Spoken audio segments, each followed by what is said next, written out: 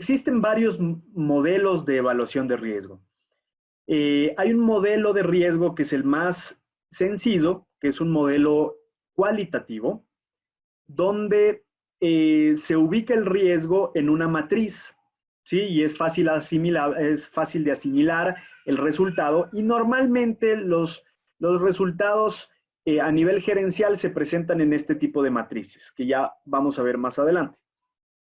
La aproximación más rigurosa del riesgo ya es un modelo probabilístico, en donde es un modelo cuantitativo, donde el nivel de probabilidad de falla o la frecuencia de falla, que es casi similar, se manejan bastante a la par una probabilidad de falla y la frecuencia de falla, y la consecuencia están dados en un número, ¿sí?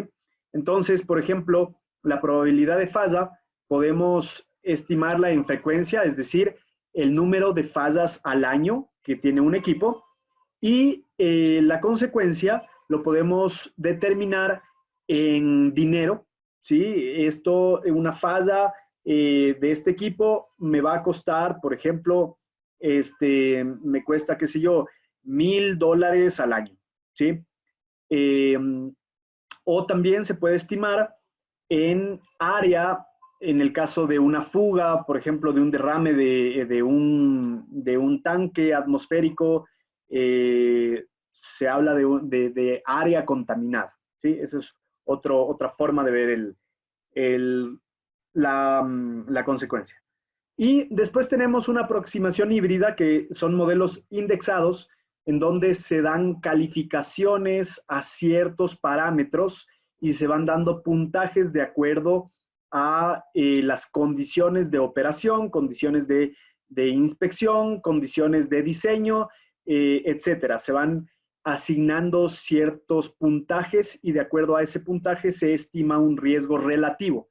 En ese caso no se aproxima mucho a la realidad, pero se tiene una línea base para comparar la mejora a través de los años. Y este es un modelo de matrices. Esta es una matriz de riesgo en donde en un eje tenemos la probabilidad de falla y la consecuencia de falla, y tenemos, digamos, en modelo cualitativo son cualidades, ¿no? O adjetivos. Es alto, medio, bajo, y nosotros podemos ubicar el resultado del producto de la consecuencia y la probabilidad en estos casilleros. Entonces, todos los casilleros en verde tienen un riesgo bajo, en amarillo medio y en rojo un riesgo alto. Ahora, yéndonos un poco más a detalle de la probabilidad de falla, la probabilidad de falla es la probabilidad de ocurrencia de una consecuencia específica por pérdida de fluido, dando un determinado mecanismo de daño. Este concepto va muy de la mano de la API 580, nuevamente, y la API 581 enfocado a equipo estático, porque en esta práctica recomendada se considera que estos equipos, o más bien dicho, la consecuencia va a ser producto de una fuga, ¿sí? De una fuga de fluido. Entonces, esta fuga de fluido va a tener una determinada consecuencia. En los modelos cualitativos, por ejemplo, existe una probabilidad alta, media o baja, y en los modelos cuantitativos existe una probabilidad, por ejemplo, en términos de frecuencias, llamémoslo, de menor a una milésima, bueno, más bien dicho, es 0.001 fallas por año, ¿sí? Que en realidad está expresado en probabilidad. Y siendo alto, por ejemplo, mayor a 0.1 fallas por año. Que en términos anuales vendría a ser más fácil el último, para que se entienda mejor. Podemos decir que es una falla cada 10 años, ¿sí? El más alto. El medio sería una falla cada 100 años o una falla cada 1 millón de años, ¿sí? O sea, es una probabilidad muy pequeño. Entonces, esto es solamente un ejemplo, pero la frecuencia se la pone en esos términos. La consecuencia de falla vendría a ser el impacto que tiene en cada equipo una potencial pérdida de contención de fluido, dice. Este es el concepto preciso de API 580, ¿sí? Sin embargo, conceptos parecidos se los puede aplicar a equipo rotativo. Y básicamente, dentro de las consecuencias se toman 3 tipos de consecuencia o 3 tipos de impacto. El primer impacto es impacto sobre la salud y la seguridad de las personas, ¿sí?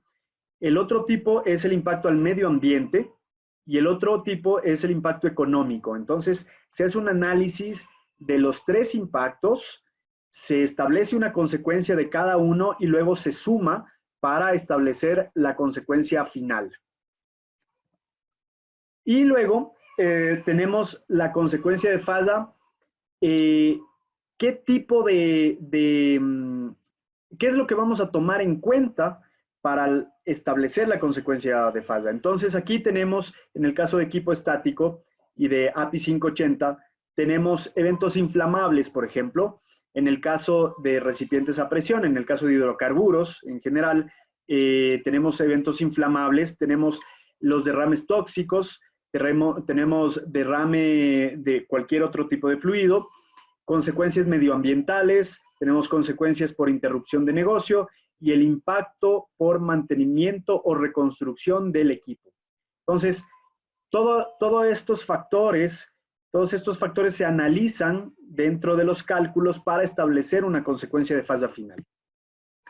Y acá están las principales referencias en el sector de los hidrocarburos, que es la API 580, Risk-Based Inspection, que es una práctica recomendada.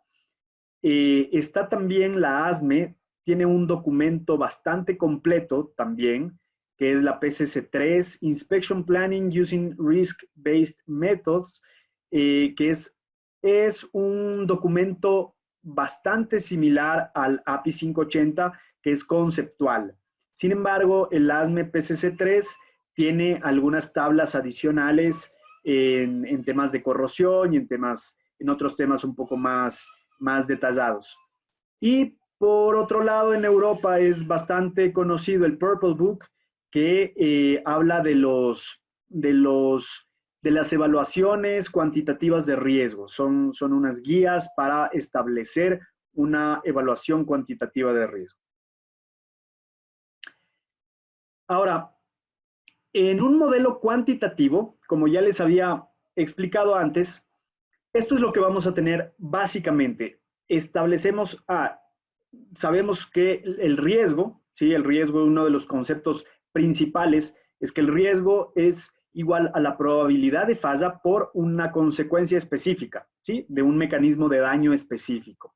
Entonces, si nosotros estamos analizando el mecanismo de daño de corrosión interna, por ejemplo, establecemos que la probabilidad de falla es 1 por 10 a la menos 4 fallas al año, lo que vendría a ser equivalente a una falla cada 1000 años, que es una probabilidad bastante baja. Y tenemos una consecuencia de falla de 1 por 10 a la 7, que es más o menos como 10 millones de dólares en el caso de que falle. Normalmente estos rangos de probabilidad de falla y de consecuencia de falla se manejan en equipos estáticos, porque la probabilidad de falla es muy baja, es muy bajita. La frecuencia de falla, digamos, hay muy pocas fallas al año. Normalmente hay fallas cada 10 años, cada 20 años. Pero en cambio, la consecuencia de esa única falla cuesta muchísimo dinero. Lo contrario que ocurre con el equipo rotativo. En el equipo rotativo, en cambio, la frecuencia de falla es alta y la consecuencia de falla suele ser baja, ¿sí? Normalmente el equipo rotativo tiene backups y tiene varias líneas en los sistemas, entonces suele ser de esa manera la distribución de probabilidad de falla y de consecuencia de falla. Y finalmente, ya una vez que se hace el producto, tenemos que el riesgo por corrosión interna es de $1000 por año, ¿sí? Y ese es el número con el que nosotros vamos a rankear al equipo.